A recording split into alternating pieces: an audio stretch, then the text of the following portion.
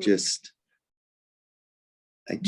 felt that there was something missing. You know, there are two kinds of rallies. There's a rally where politicians talk to the people, and then there are rallies where the people talk to the politicians. And I guess I've matured to recognize that we have to say thank you to politicians for what they've done, but the politicians have to be challenged. They're the ones who are in leadership, and Jewish leadership has to say thank you, but wait a minute. Why is anti-Semitism spiraling? Is there something more that we should be doing within our own community? Why has this happened? And some of the statistics are frightening when one reads these statistics, and I just don't get it. I mean, in my day, we had the student struggle for Soviet Jewry. There should be like a student struggle or a struggle against Jew hatred. And wherever there is this kind of crime, there has to be like foot soldiers, peaceful foot soldiers, who are raising a voice of moral conscience, of Jewish conscience. They introduced the chancellor of CUNY, who was introduced. Wait a minute. What's unfolding at City College is outrageous. And I just don't get it. So Bev, we need you to be out there. In touch with the chancellor. Well, I've been writing to him, and I got back huge material of what I'm sure. Planning to do. And I said, talk the talk, walk the walk. It's There not you go. It's What would not, my father say, Beverly? Yes. Don't love me so much, just pick me up at the airport. That's right. And I said, I would like to know, I wrote a letter, of course, and I said, I'd like to know when this is all implemented. Last night on JBS, there was the director of this stand-up, whatever it's called, and she said that these are happening all over the country. These what do you call it? Demonstrations at the same time, and they are trying to implement. This was the first step, but they are trying to get people from all over the country to start action. And this was only the first step, but they are Good. trying. I hope so.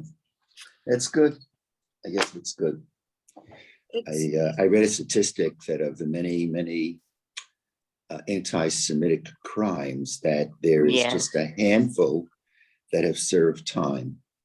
That over, the statistic I read is that over 90% of those who commit such horrors, they're arrested but immediately released. So there's a lot more to be desired. And we have to do, anyway, let's just quickly. I see Viv, how are you doing, Vivian? Good, we're gonna get to learn. Natalie's on, so I have to move quickly. Natalie wants to learn. Rabbi, Yes. can we have this dedicated for the Refuge Shalema for Shifra Bela but Sarah Rivka? Sure, of course. Oh, you mean, what kind of surgery did she have? Who's this? Well, I'm not going to discuss it. It's Rabbi Dina's mom. Of course. Had a serious surgery. Of course. She's in the hospital. She had the surgery last night. Right, Yes, of course. So please, thank you. Yes. And Linda, it's good to see you. We're going back to Israel soon, or? We just came back about 4 weeks ago. So tell us in 2 sentences, we were there about 5 weeks. What? What's the mood in Israel? It was right around the election, so everybody was anticipating what would happen at that time. Right. But yeah, I love the way the the word out. I haven't read the New York Times in 25 years, but I understand the New York Times editorialized and is lecturing Yeah, the Israeli government how they should Yeah. conduct themselves. Netanyahu, Netanyahu The Holy asked New that York yesterday. Times. Anyway, hello to everyone. I Avi. see Susan's on, my Tova's on. Avi, I was And, just yes, diagnosed Tova. with COVID, and I'm not feeling very well, so I probably won't stay too long. I need a doctor's note, Tova. I know. You know, but, Guess who I it saw was yesterday at the rally, Tova? who? Freezing Shoshana. Of course. Of course, Shoshana was there with her holy husband. That's Yeah. not a surprise. Tova, feel better. And seriously, you have to take care of that and watch it very, very carefully. Yeah, well, the doctor is on it. It was a big weekend, for me. As your younger brother, I want to promise you'll take care of yourself. Okay. You have to really take care of yourself. This is the first weekend that I was with a lot of people. It was a big weekend. Right. Brought, David Silber to our Chaim, and it was the first time that I was just with a lot of people. Oh, And great. now it was a beautiful Shabbos. By the way, Tova has sponsored David Silber, whom I consider after Nechama to, I hope he knows that. I keep telling him, but he seems to be oblivious to that kind of stuff. But Tova has sponsored David Silber's, let's see, Haggadah, and you also did his commentary on the book of Shmuel. And now we're going to come out with Breshit. Wow. Well, Shmuel and Breshit, are his Tova, favorite. God bless you. God bless you. So let's jump into it. I'm sure Natalie is happy with that. I see Tova's on. If I missed you, please excuse me. And this is dedicated to what I had mentioned before. And of course, it's Chanukah. And the message of Chanukah is Ktsat mehaor doche harbe min hachoshech. A little bit of light has the power to push away the darkness. And what I'd like to talk about today is how can this be realized? And there are many, many ways to approach it, but I'd like to look at the end of last week's portions and the portion, and that is the portion of Vayeshev. Vayeshev is always read on the Shabbat before Chanukah or on Chanukah itself. This year it was the Shabbat before Chanukah. Just excuse me a minute. I just want to get some water a la Phil Schneider. I'll be right back.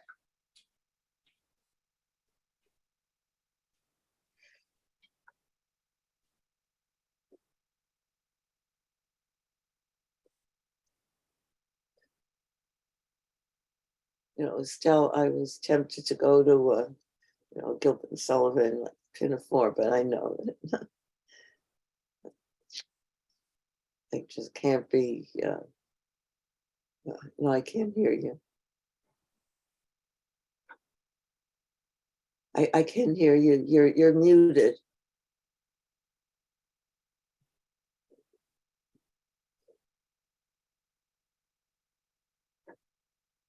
Estelle, you're muted. I couldn't hear what you said. Tova, it's Shuli. I want to say Refuah Shalema.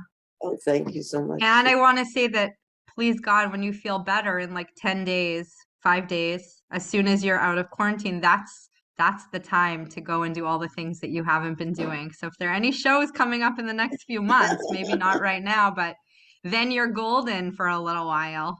So Yeah, maybe. I hope. This was the first time in all this time, that I was.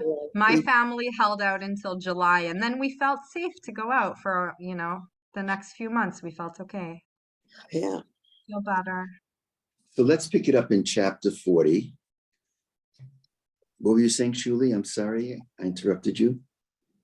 No, I was just wishing Refuah Shalema to Tova, and also that, you feel safer to go out right after Right. you're ill, that maybe Right. she'll feel okay to do some things Right. if things she's been putting off. Right. And I Arnie should feel better. Arnie is still in the hospital, so, and I know that he's in touch with Ellen and with many of you. He should feel better. I didn't realize it. What happened with Arnie that he's back in the hospital? He had an operation and is now in rehab, so he's struggling in a serious way. So I'm picking it up with the dreams of the butler and the baker. And so Shuli, with Shuli's great help, we're going to take a look at chapter 40 in the book of Genesis and Sefer Breshit. And we're taking a look at sentences 9, 10, and 11. And here's what it says. We all know that Joseph was thrown into this jail, into this dungeon. And he's there with a butler and a baker.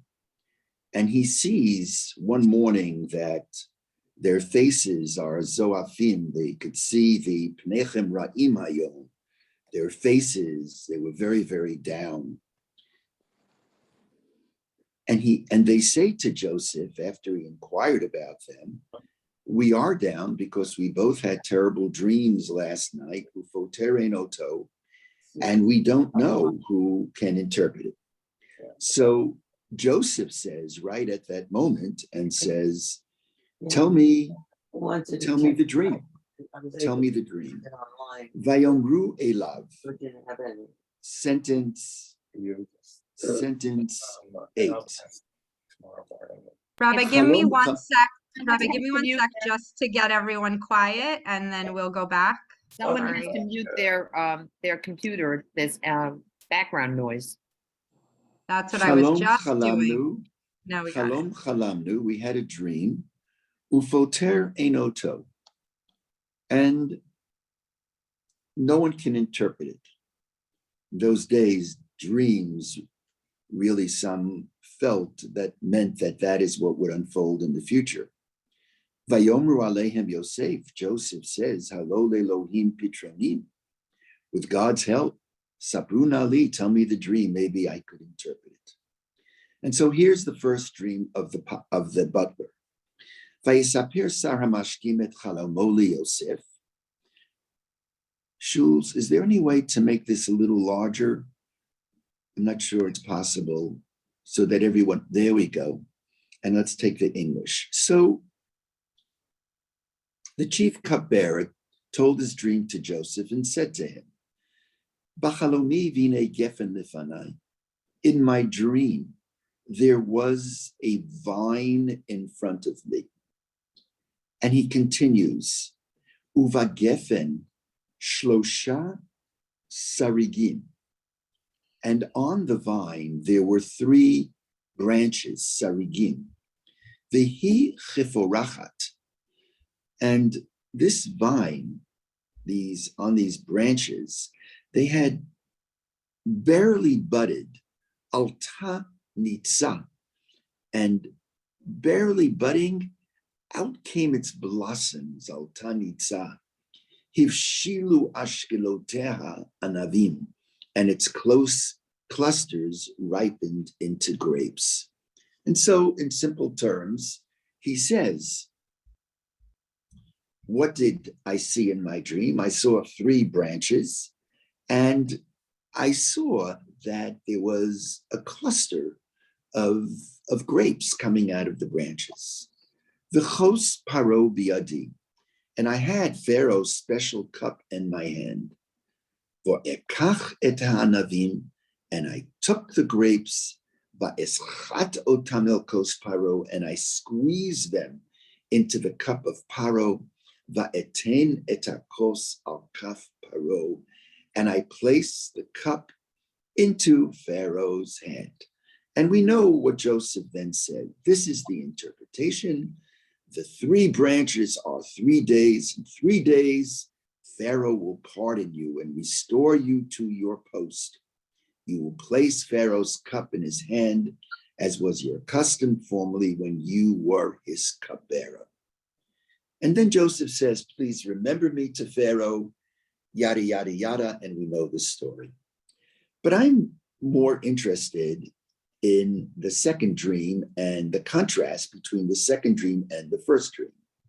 And so the butler sees, as the text says so beautifully, Vayasara Ovim Kitov Bata, when the chief baker saw how favorably Joseph interpreted the dream, when the baker saw that Joseph interpreted it well for the butler, Vayomer El Yosef, Afani b'chalomi, me too in my dream. Guess what?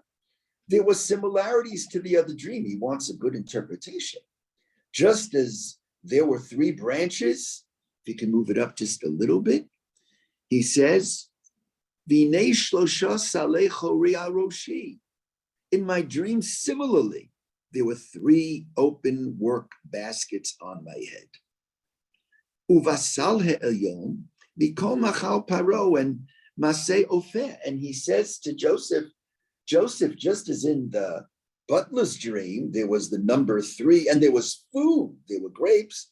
Okay, in my dream, what I saw was, I saw, as you could see here, Uvasal he'elyon mikol machal paro. And from the upper basket, there were all of the baking delicacies, maseh ofeh, of Pharaoh. And roshi, and the birds were eating it out of the bakers above my of the basket above my head. And Vayan Yosef, unfortunately for the baker, as we know, Vayomer Zeh Pitrono, this is the interpretation. The three baskets are 3 days. In 3 days, Pharaoh will lift off your head and impale you upon a pole, and the birds will pick off your flesh. So if I can face my dear friends, surely. So I want to first make a very generic comment, because when one looks at the beginning of this portion, which we read last week, and the end of last week's portion, one can't help but notice a metamorphosis in the personality of Joseph. And that change, it's a dramatic change, occurs between the opening of the portion, when Joseph is dreaming. The dreams are very inward about himself. And he wants his dreams to be interpreted and realized. The brothers were bowing to him, however we understand those dreams of the sheaves and of the stars and so on and so forth. By the end of the portion, however, Joseph is no longer the dreamer. He is the interpreter of dreams. So I'd like to share something very simple, but I hope it resonates. For me, what that teaches is the following. If we want our personal dreams to be realized, then the key is to be there and offer interpretations of the dreams of others. If we want to help ourselves, it's very counterintuitive. The pathway of helping ourselves is helping others. And as a matter of fact, in the beginning of this week's portion, it was Joseph's ability to interpret Pharaoh's dream about 7 years of plenty followed by 7 years of famine. And then he's brash enough not only to interpret the dream, but he actually gives advice to Pharaoh. And through the advice that he gives, Pharaoh says, there's no wise person in the land who is greater than you are, therefore you're going to oversee this whole project. It's when he is interpreting the dreams of others that he rises in standing, and he becomes second to the strongest person in the world. He becomes second to Pharaoh. But going back to the dreams of the butler and the baker, one wonders, the dreams were really quite similar to each other. Both dreams had the number 3, 3 branches, 3 baskets. Both involved food. In one dream, grapes, and in the other, baking goods, baking products. And yet, Joseph interprets them in such different ways. To the first, to the butler, you will be returned to your post. To the baker, in 3 days, you're going to be hanged. And one wonders, what was it within the dream that prompted these very different interpretations? Now, there are some classic commentaries. There are classic commentaries that say it was nothing less than divine providence, divine inspiration. He had what's called Ruach HaKodesh. Yosef, this was almost like a prophetic interpretation. In those days, some people saw dreams as being a prophetic statement of what will unfold in the future. Still others who are a little bit more rational say, well, Joseph, since he had been working in the house of Potiphar, he knew the inner workings of the palace. So he knew what the resume of the butler and the baker was, and he knew that the butler was more worthy than the baker. So the butler is going to get a return ticket. Not so the baker, he would meet his end on the gallows. But I'd like to share with you the thinking of an early 19th century German Jewish commentator by the name of the Bino Yaakov. And he says something quite extraordinary. He says that Joseph was very discerning. And from the description of the dreams, from the way the butler and the baker described what was unfolding, he saw a very major distinction between the two. So let's go back, Shuli, again to the dream of the baker, and let's see what happens. I'm sorry, the dream of the butler. If we look at the dream of the butler, that's going to be 9 and 10. So the butler, I'm not supposed to do that here, I'm drinking. The chos paro v'yadi. I saw the branches, I saw the grapes. Look how many verbs are in this sentence. If I'm pausing, that means I'm Phil Schneidering, I'm drinking. Well, I shouldn't do that. V'ekach et ha'anavim. That's verb 1. I took the grapes. Va'eschat otam. I took the grapes and I squeezed the grapes. And I squeezed it into the cup of Pharaoh. And then a third verb, vo'etain et hakos al kaf paro. I took the grapes, I pressed them into Pharaoh's cup, and I placed the cup into Pharaoh's hands. Here, there is a preponderance of verbs. Now let's go to the baker's dream. I'm now looking at sentences 16 and 17. Here it is, sentence 16. In the uppermost basket were all kinds of food for Pharaoh that a baker prepares, and the birds were eating it out of the basket above my head. Now, how many verbs are in this sentence? Let's see now. Uvasal ha'elyon, mikol ma'achal paro, maseh ofer, v'ha'of ochelotam menasal me'aroshi. There is a verb, but the verb relates to what the bird is doing. There is no verb which is descriptive of the action of the butler. So surely if I could face everyone again. And so this is now what the Bino Yaakov says. He says, dreams reveal so much about ourselves. Dreams reveal much about our character. In fact, they sometimes reveal our deepest unconscious feelings. Now, the butler's dream, where the butler is dreaming, and again, I'm quoting even as I face you, he says, and I took the grapes and I squeezed the grapes, and then I placed the squeezed grapes of the cup, I placed it into Pharaoh's hands.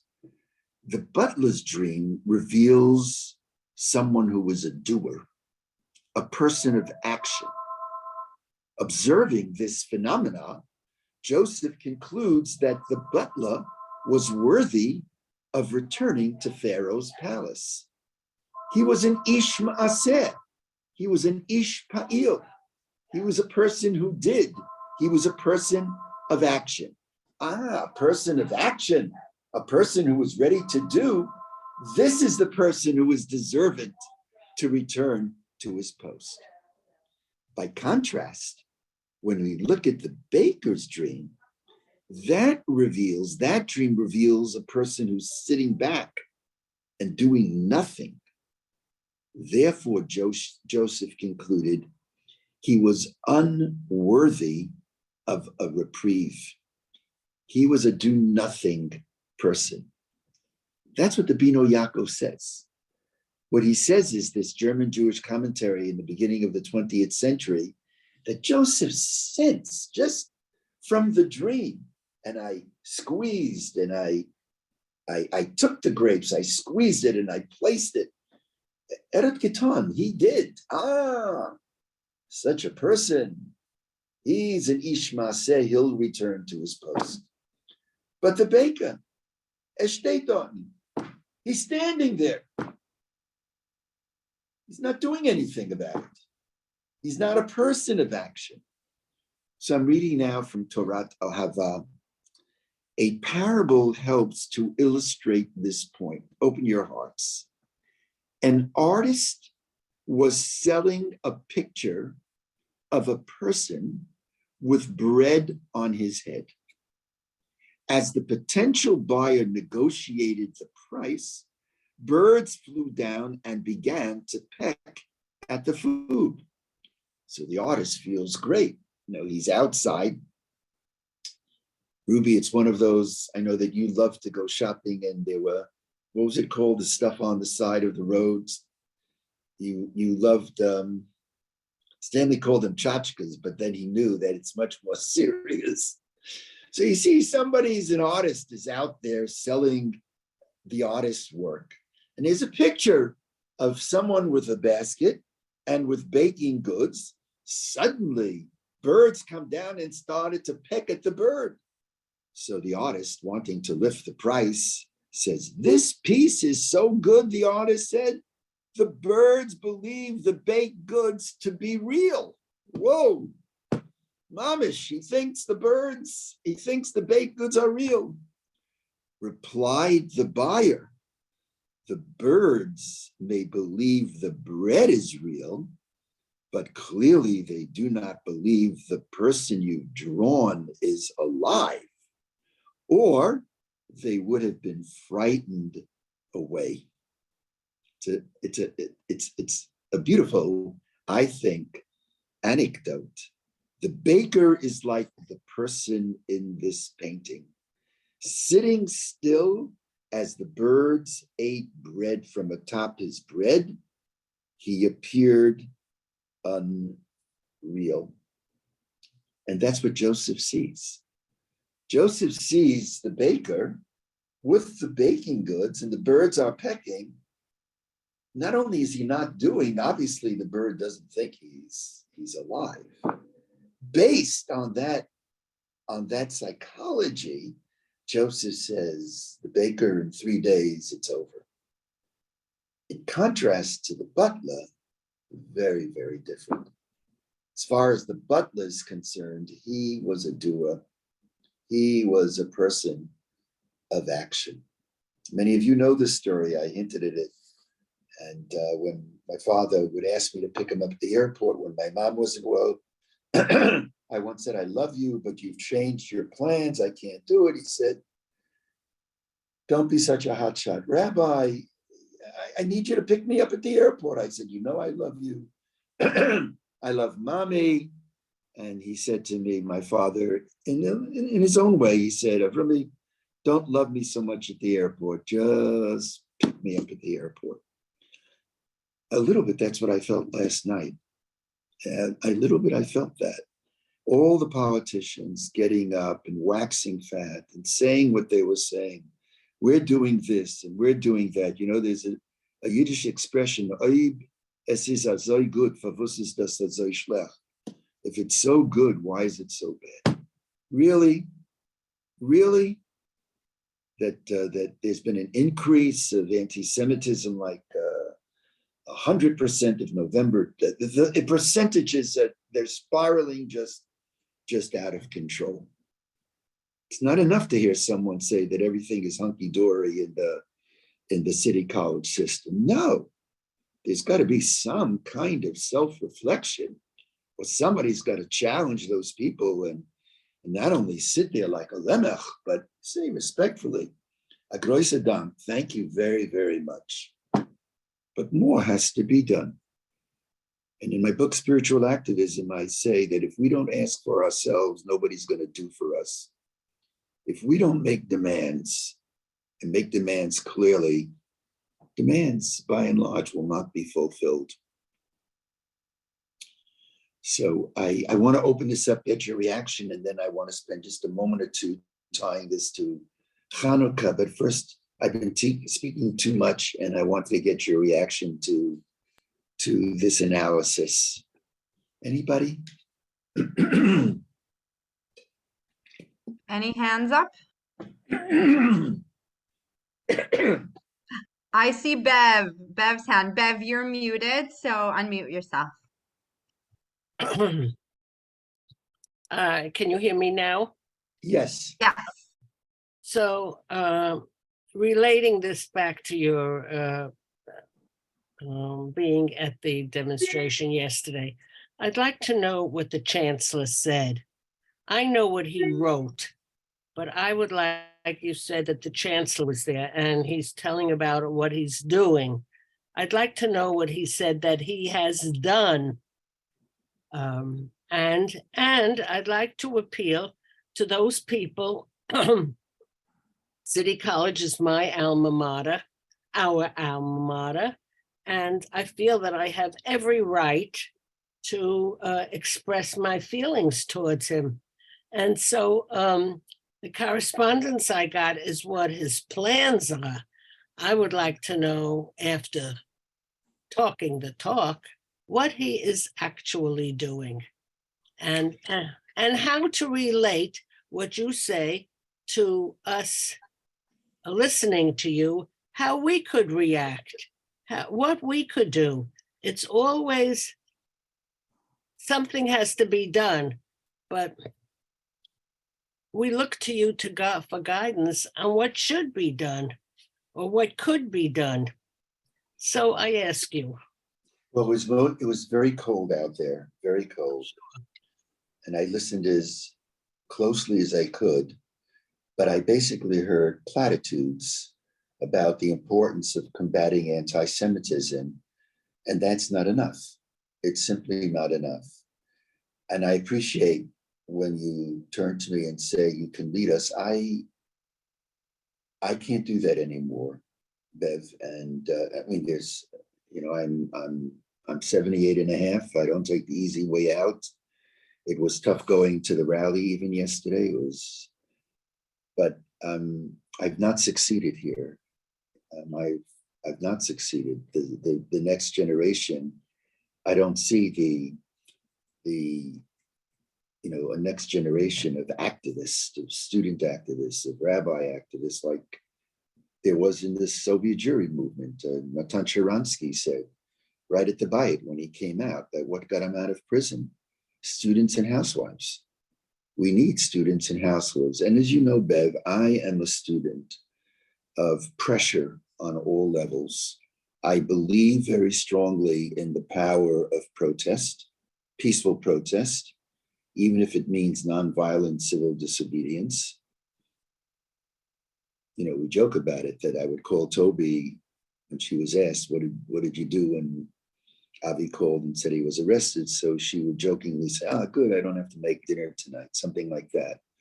I believe in that stuff. I believe, and it's something that I learned from the great Dr. Martin Luther King, whom I consider my Rebbe in activism.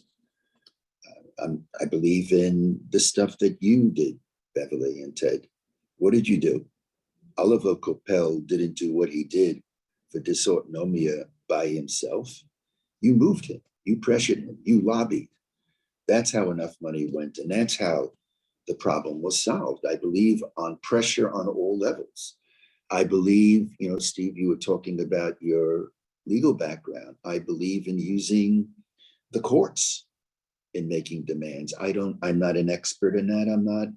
I'm not even an amateur in that. I don't know anything about that. But to use the courts, to use every means possible. And for those who have access, you know, very often it's the case that those who have access, I don't mean to say anything bad, but what's the goal if you have access? To make sure that you're re-invited. Well, often if you challenge when you have access, you're not going to be re-invited. But I believe it's important for those who have access in a respectful but strong way to say something's wrong.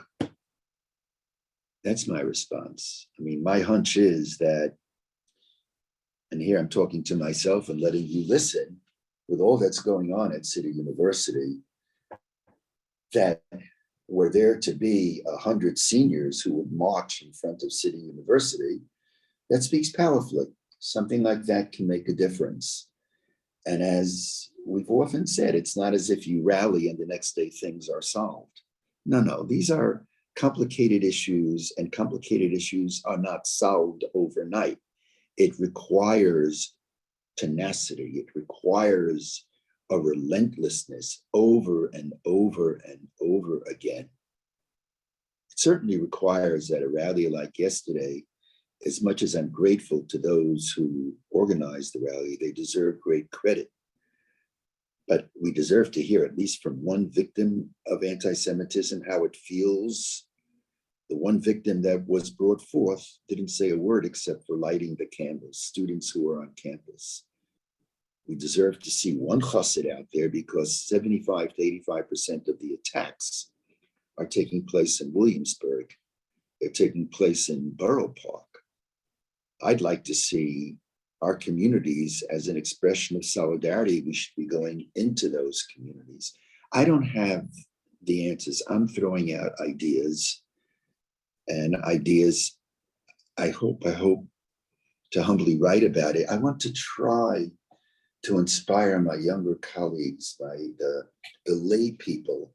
This is a very serious issue. There's a fire burning in America. And I'm not getting into the politics, right or left. I don't care where it's coming from, whether it's coming from the right or from the left. Everybody can offer their statistics. Wherever it's coming from, we have to stand up. And I don't even like using the term anti-Semitism. It's too soft a term. That term, you know what, anti-Semitism, it really is a term that became popular at the end of the 19th century. Some German publicist made it popular. The original term was Jew hatred. Jew hatred. But Jew hatred, it doesn't sound sophisticated enough. It doesn't sound scientific enough. So it was turned to anti-Semitism. And it's very often, I've heard this, you've heard this, where people say things like, I'm a Semite. You're telling me it's anti-Semitism? I'm a Semite too. What does Semite mean? Semite means that you're a descendant of Shem. Semite. Semite means you're coming from Sem, from Shem. Who was Shem? Shem was one of the sons of Noah. Well, from Shem came Abraham. From Abraham came Isaac, but Ishmael came from him, and so did Esau. I don't like the term anti-Semitism. As a matter of fact, Deborah Lipstadt, who, you know, God bless her, really, she's a wonderful person. So she has actually introduced the idea that anti-Semitism should not be anti-Semitism uppercase. It should be one word. Or even better, I think we should start using the word Jew hatred. That's what it is. And we have to clearly say, stop the Jew hatred. And my theory is, as you know, that I believe that it's hard for Jews to stand up against anti-Semitism in a real way.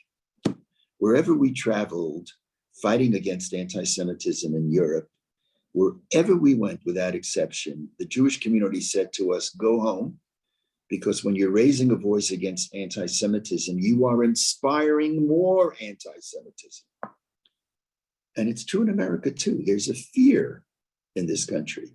If we strongly raise a voice of anti-Semitism, are we attracting too much attention to ourselves?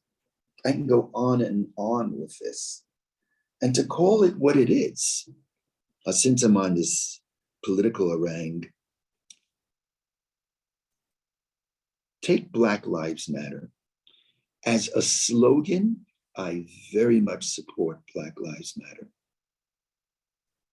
Organizationally, as a movement, I want to have nothing to do with Black Lives Matter, because it is full of not only anti-Israelism, it's full of anti-Jewish stuff. But as a slogan, when my Black brothers and sisters, when they felt attacked, they felt particularly attacked, Black Lives Matter. That doesn't mean that all lives don't matter. All lives matter. But when the Black community was attacked, this was done at the Bayit. There were demonstrations led by our rabbis at the monument constantly. And we joined Black Lives Matter. Well, when Jews are under attack, well, Jewish lives matter. But you'll notice that most often when we have demonstrations, we never only talk about Jews' lives matter. It's often the case that the heading, which is very, very important, doesn't even have the word Jew in it. And why is that? Well, because it's safer, it's safer to broaden it out, not to talk about anti-Jewish hatred, but to talk about it as part of larger hatred and larger racism, which I fully understand, and I take second place to no one to oppose. But now the Jewish community is under threat. And if we're under threat, we have to call it the way it is, that Jewish lives matter. I wouldn't use that slogan because I think it's the slogan of our African-American brothers and sisters. But yeah, Jews count too. Jewish lives count as well. So my sense is that a lot of the reason why we don't stand up is I think it's fear. I think there's fear in this country to really stand up strongly, because when you stand up, you know, I have a motto. My motto is that we should never demand for ourselves less than we demand for others. And we're constantly demanding more for others than we do for ourselves. At some level, it's easy to demand for others, easy. It most of the time brings acclaim, most of the time. When you demand for ourselves, it opens us up to criticism that we're demanding too much for ourselves, and so on and so forth. I'll take one more comment, then I want to go back to just a Torah thought. Anyone else? I see Fern's hand. Hi. I think we're preaching to the choir by talking to us and to our generation. I think in order to make any kind of change, we have to really focus on the younger generation. And the Yes. younger generation right now is so focused on social media and influencers and TikTok and all of this other stuff that's out there. I think in order to make any kind of change in my mind, we have to get these quote influencers who the young people relate to and gather them together and reach out to do some kind of an organization where it's gearing it for the younger people. We all know that this is going on, but we're talking amongst ourselves and nothing's going to change. It has to change with the generation before us, and I mean, the generation X, Y, Z, whatever they're called now. But I think it has to be done through social media and through all of these, you know, really high profile influencers. There's no other word for them. And to speak out and to do some kind of campaign, reaching out to the people that look at them and respect them and just, you know, follow them on Instagram and not even Facebook anymore. It's all this other TikTok and all these other things, because that's the only way we're going to see any kind of change is by reaching out to the next generations. I just want to tag on to that. I know that I just very quickly, it's not just City College, it's colleges across America. There's anti-Semitism even within our own people. There are Jews on, you know, religious Jews on campuses that are being isolated and ostracized because of their support for Israel. It's more complicated than that. And I think that it's not just City College. And I have a niece who had to leave Brandeis because of her uncomfortableness with what was going on there. And it's very challenging. And I think that in light of what you said, we have to develop leaders in our youth. And there are young people who are stepping up. And Rav Avi is right. We have to develop leadership within our young, and we are developing them. And they are the ones that need to step forward and fight this war. Yes, I appreciate that. And I appreciate that critique. I think you're absolutely right. And I know I have to do better with that, because that's something that we can still do through speaking and writing. Absolutely. If I may, I just want to return to the Torah table, but I see Ted's hand is up and Vivian's. So, and then we'll say one more final word. Ted, please. You have to unmute.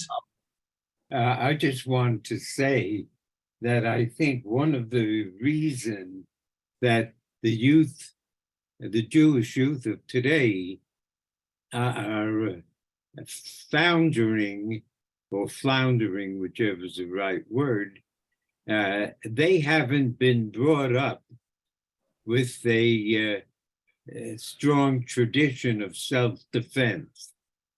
And I know that many of the youth organizations today are not fulfilling their obligation. They're not being capped by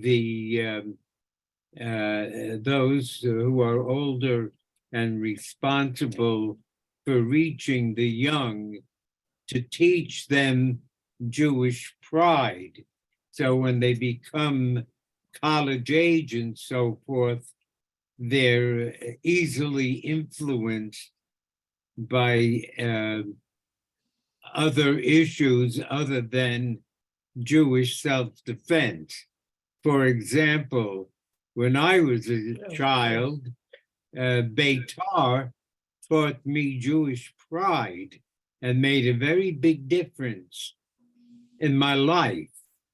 And Beitar today, as far as I know, has no influence on the young in New York City and maybe even beyond. So I say you have to start not at the college age to develop Jewish pride, but to do it even in the pre-teen years through Jewish movements. I appreciate that, Ted. It's very,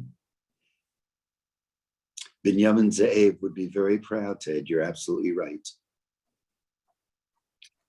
Binyamin Ze'ev was Jabotinsky's first name. So if I may, just a word of Torah, and then we'll open it quickly. I just want to relate this to Hanukkah. As I mentioned before, these portions of Joseph's dreams, interpretation of dreams, they're always read on or around Chanukah. And of course, we all know the miracle that there was enough pure oil for one day, but it lasted 8. And there's a classic question that if there was enough oil to last for 8 days, excuse me, if there was enough oil to last for one day, and it lasts 8, that means the miracle is only 7 days. Why do we light 8 candles? We should really be lighting 7 candles. The first candle had nothing to do with the miracle. There was enough pure oil for the first day. I actually recently saw a book. It's called 101 Answers.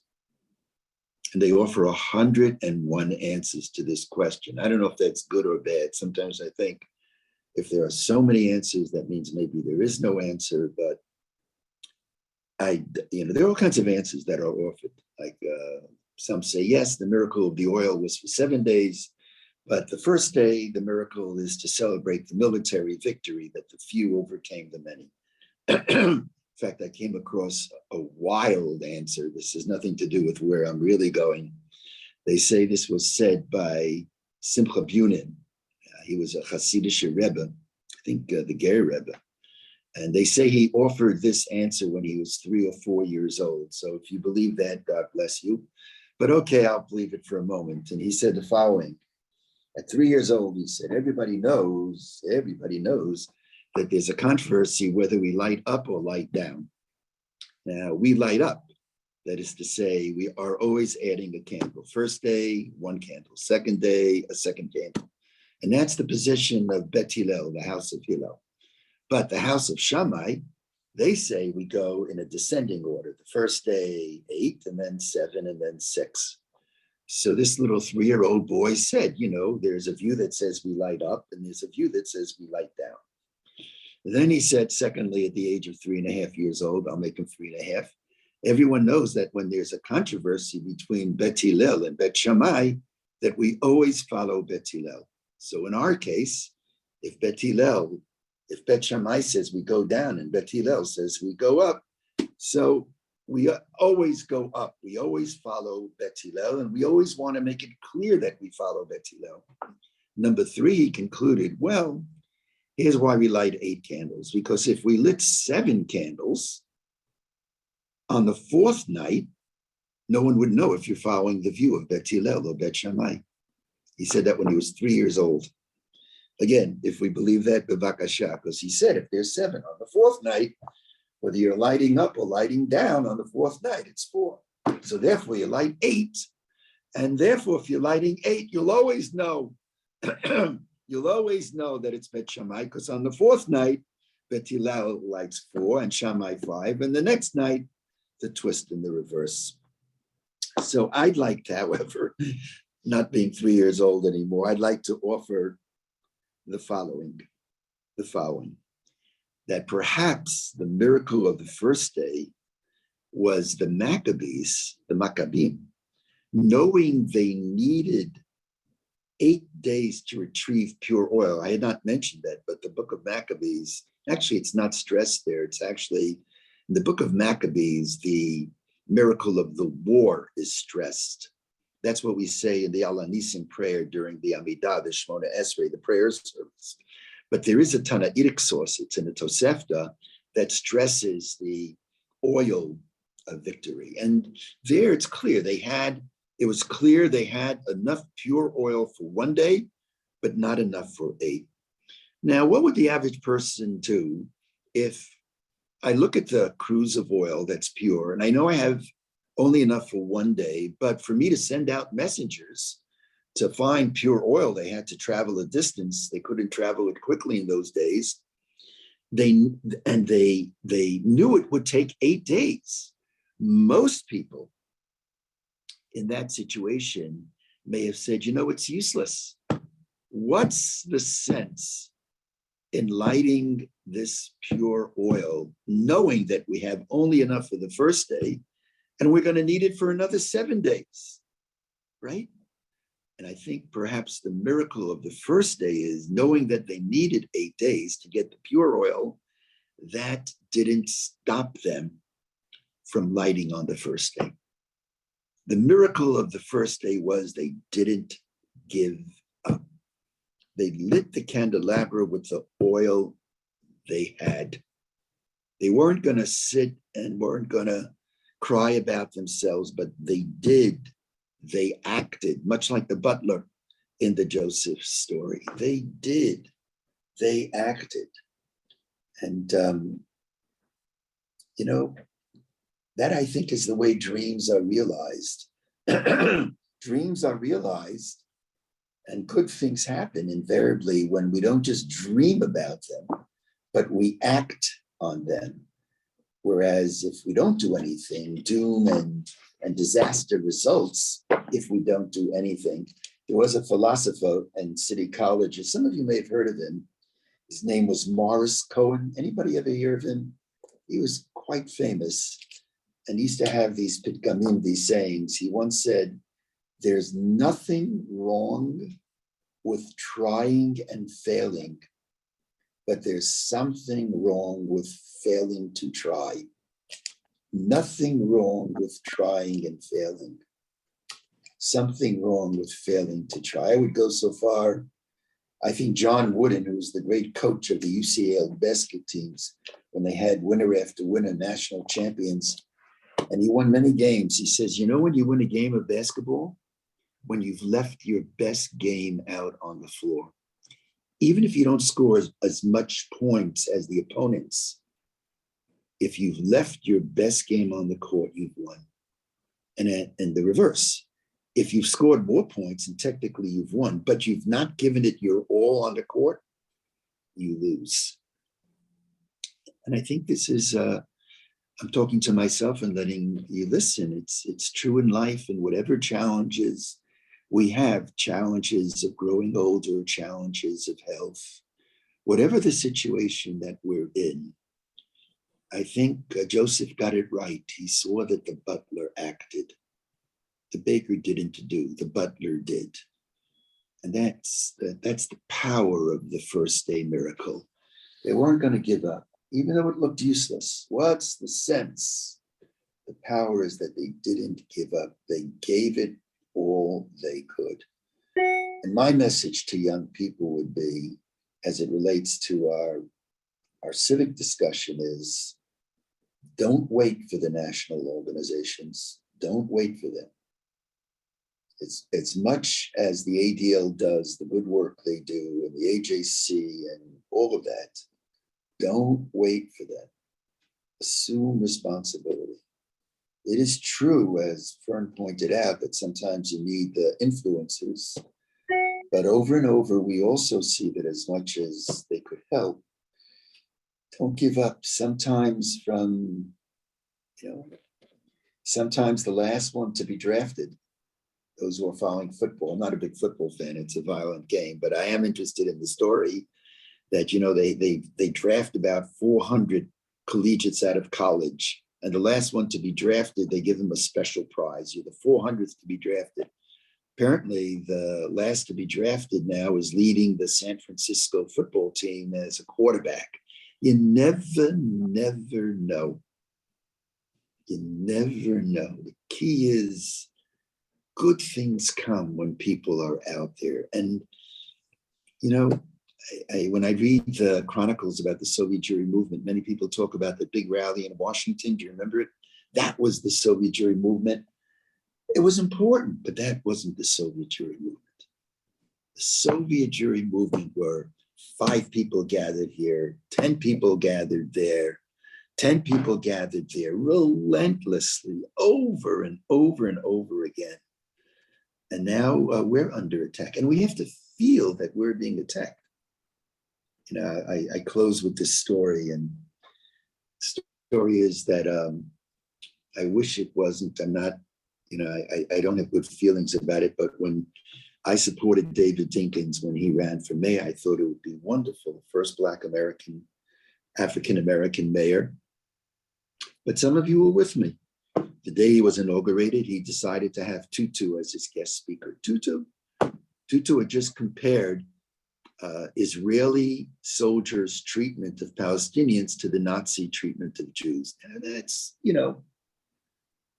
don't build big rainbow umbrellas and bringing everyone together by saying that about the Israeli army, comparing us to Nazis. So we protested.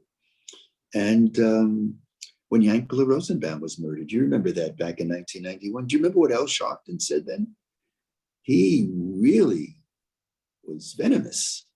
He spoke about us as jewel merchants and this and that.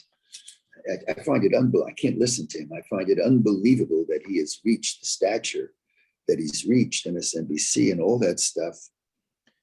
It was a terrible time.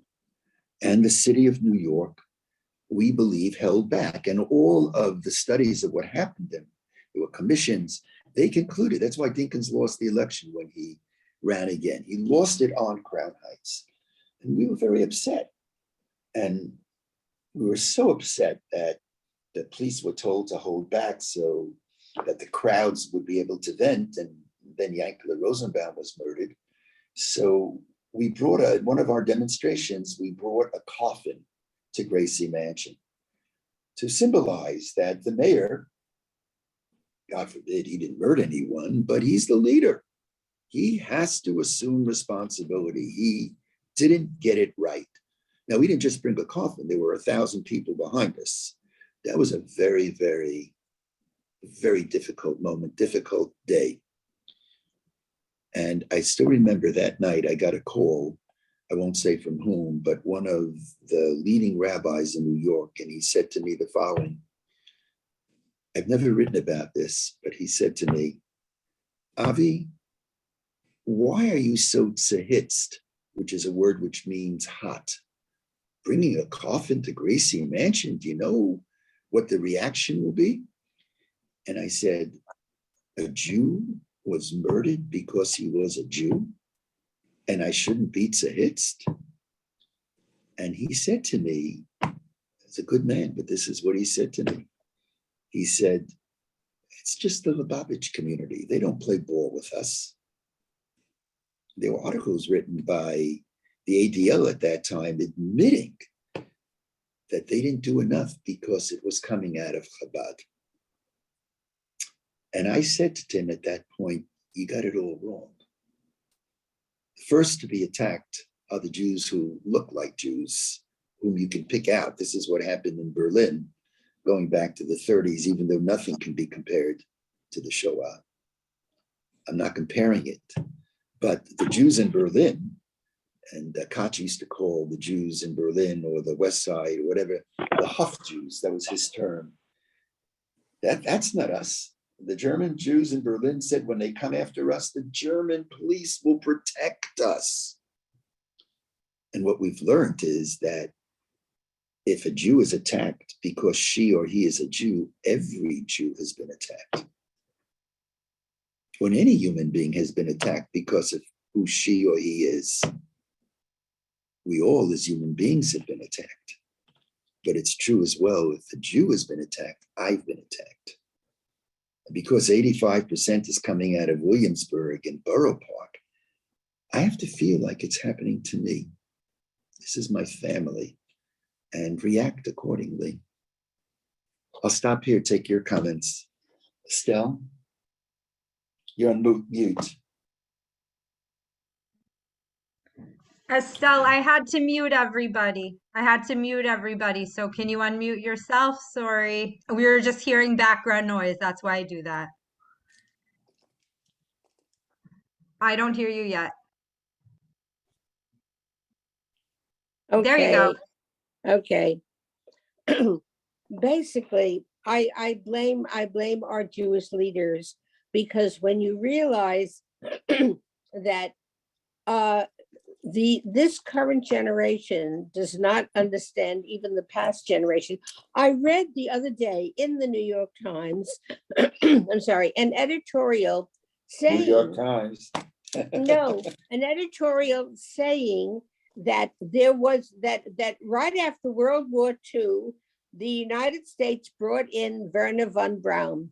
Now, this article was written as if nobody, the current generation, had ever heard of Werner von Braun. I mean, if you ever listen to Tom Lehrer with his marvelous song about Werner von Braun, and this was in the 1950s, what I'm saying is nobody talks about bringing up the past to work for the present. Nobody knows that there was a Werner von Braun brought from the Nazis. Nobody knows what happens in the previous generation. And I'm speaking about Jews. It's just a ridiculous idea. I remember, and I blame Israel, its government too. I remember, and I think I've mentioned this before, Bev and I and a couple of other people belonged to an organization called Panai. And we had a speaker come from the Israeli consulate talking about education in Israel. I'm looking down, I'm just taking notes. And Okay. I remember, as I myself asked this question, what are you doing about educating the children, the Arab children living in Israel? And they said, well, we let them to do it themselves. The government doesn't want to interfere.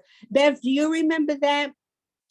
I'll never forget it. The Israeli government just said, well, when they see how wonderful we are, they'll all turn around and convert and come back to how wonderful Israel is doing. This is ridiculous. I blame the government for allowing their own the Arab the Arab Hamas or whatever to educate their own children, to say, oh yes, this child is going to be a martyr and have 72 virgins. This goes a lot because the Arabs send representatives to the different schools, and they say, look at the terrible things Israel is doing. And it, of course, comes back to all the people in this country. I blame ourselves. I don't blame other people. I blame the government, and I blame the leaders of our Jewish communities. And certainly all the Jews who live in the Haredim, who live in Williamsburg and Brooklyn and stuff, what are they doing about all they're interested in is educating the children in Torah. I mean, educate them, for heaven's sakes, living in this world and trying to stand up for themselves instead of allowing them to walk around with payas and all these kinds of things to make them subject to attacks. Okay, thank you, Estelle. Sorry, We'll just take one or two more comments. you're not commenting. Well, you don't I know, agree. I know, I hear you. My whole base of spiritual activism is don't wait for the leaders. Every person has the capacity within ourselves. But people are not leaders. They have to have someone to follow. Yeah, but that's what I'm arguing, though. I'm arguing that everybody has the capacity, I wanted to say, to be a leader. And if, as you say, not everybody has the capacity, everybody has the capacity to do something, to act, to squeeze the grapes, to light that first candle. Everybody has that capacity. We all do.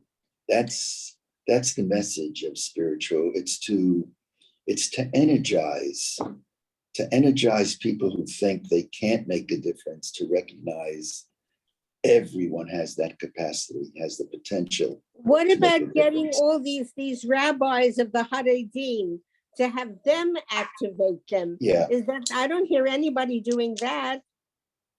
Nadir, I hear you, but again, if you want my reaction, Estelle, even though your upset is very understandable, very understandable. And if you read their newspapers, they don't say nice things about me. If you read Yated Ne'eman, it's not. I'm sure they don't. No, they because you're don't. not They don't. Not interested on every level, from the women's issue to jumping the fence at Auschwitz. Having said that, I view the Jewish people as my family.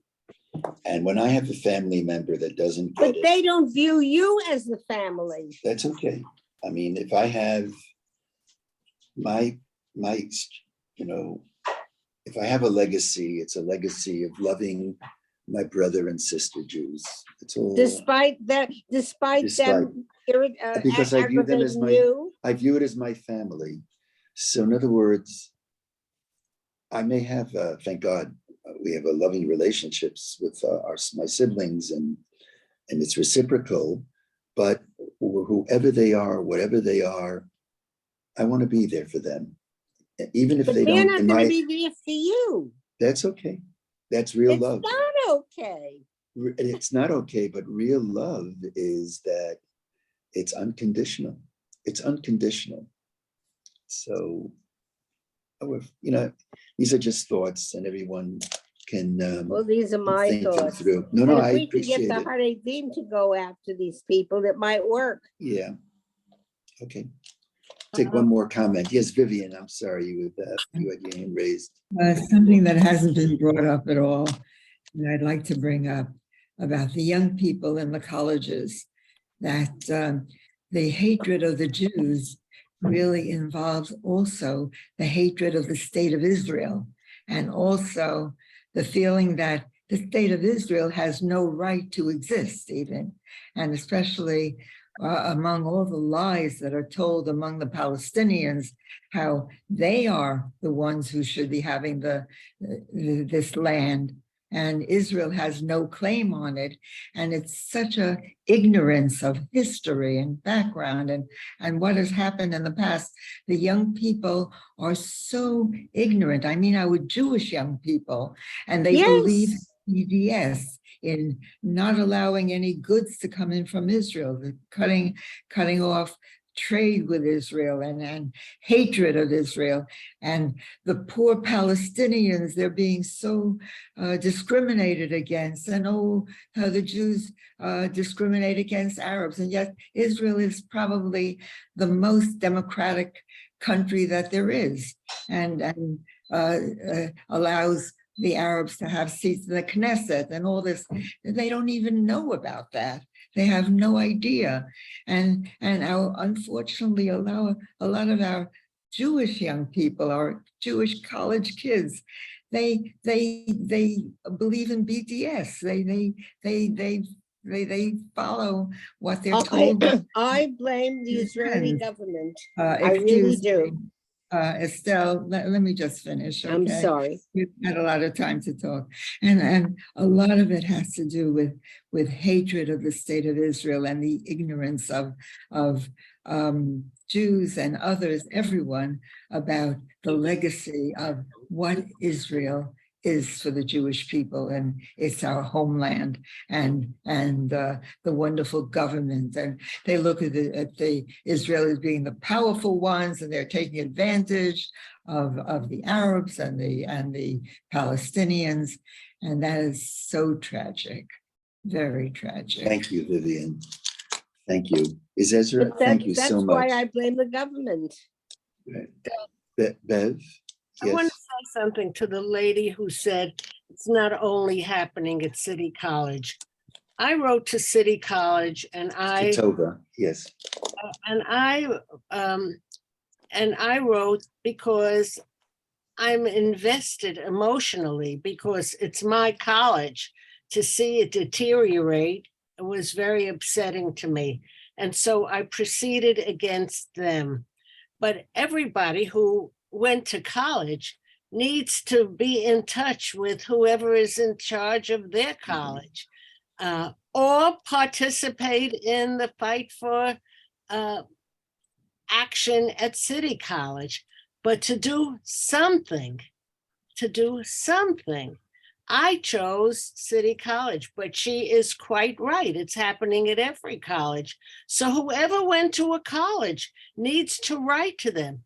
No support for the Alumni Association, no positive publicity for the college, a disaster for the college. Everybody can do something by sitting at their desk. You're 78, I'm 90. I could do less than you, but I could write.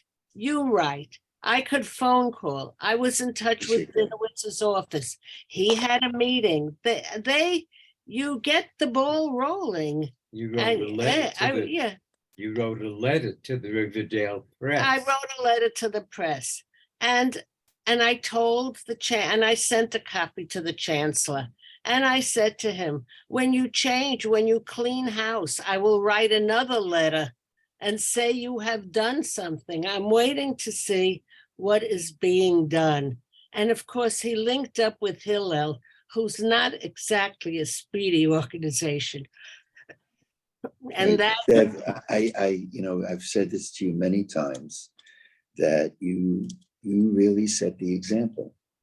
I think I want to explain to you how, and this is not to flatter or to impress anyone, but just as a teaching. So, Bev, you really do, you set the example, and that is, Ted, you do for all of us, for me. You just, all the years that I know you, you never stop. You're always there, and you're correct. No matter where we are in life, we can make it. This is one of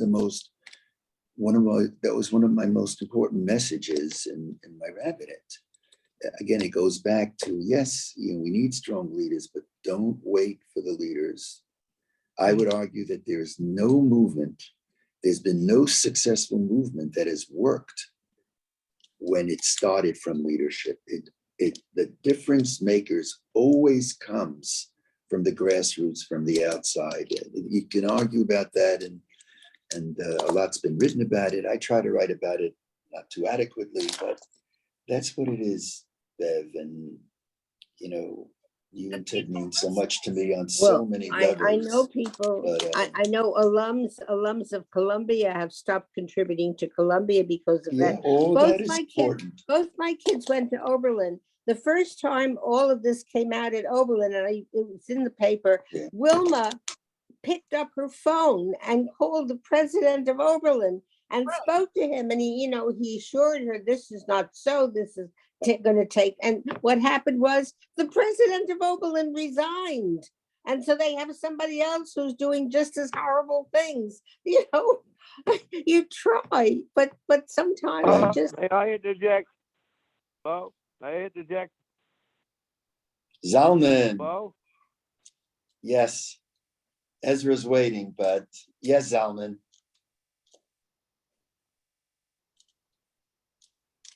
I guess Zalman can't hear. Anyway, I'm exhausted because this is such when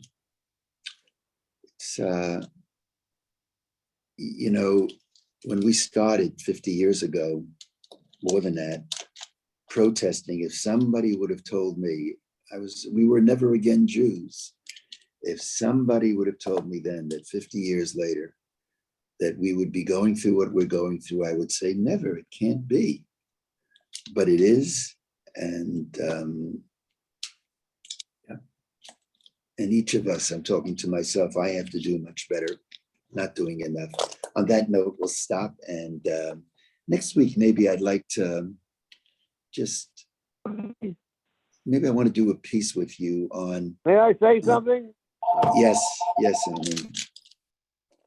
I'm Zalman. Can I say something? Yeah, who's speaking? Zalman. I want to say something. Yes. Can I say something? Yes. Okay. 18 years ago, a Jewish girl from Douglas College, which was Refuge sister college, started a consortium to destroy all the Jews. I wrote a letter to the president, who's anti-Semitic. I wrote a letter to the dean, who was Jewish. I said, I'm the first person to give. I had my will to give to Rutgers University. I'm taking money out of it. This is not the school I graduated from a long time ago. I stopped giving money to Rutgers University because they wanted to blow up the Jewish girl. A Jewish girl from Douglas wanted to blow up the Jewish people. So, and that's a fact. I stopped it, and that's the time of McGee, the time that he was the governor at that time. I took money out of my will for Rutgers. That's all. That's all. I did something. No, there are big problems at Rutgers. You're right, Zalman. Can you hear me? Yes. Tushai, you're absolutely right. Yes. I think I've encroached so much on Ezra's time. Ezra. Okay, take care. Okay, Zalman. Ezra, it's good to see you, my Ezra. See you too. I'm sorry that I've taken so much time. It's okay. We're all good. We quoted Morris Cohen, who famously said, "Nothing wrong with trying and failing, but something wrong with failing to try." Morris Rayfield Cohen, they named the library after him, didn't Yeah. they? Yeah. Love you. Love you all. Shabbat shalom. Take care, Lance. Shabbat shalom, Rabbi.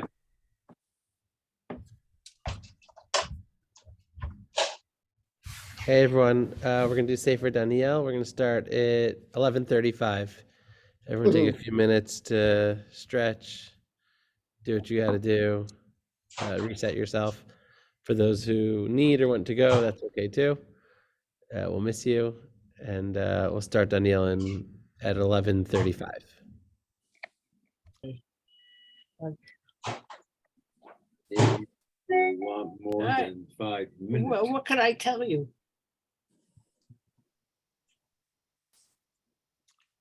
Yeah. It's very frustrating. How are you doing, Ezra? I'm okay. How are you doing, Estelle? Hanging in there. But, Avi's right on various things. But if we don't get the Haredim to do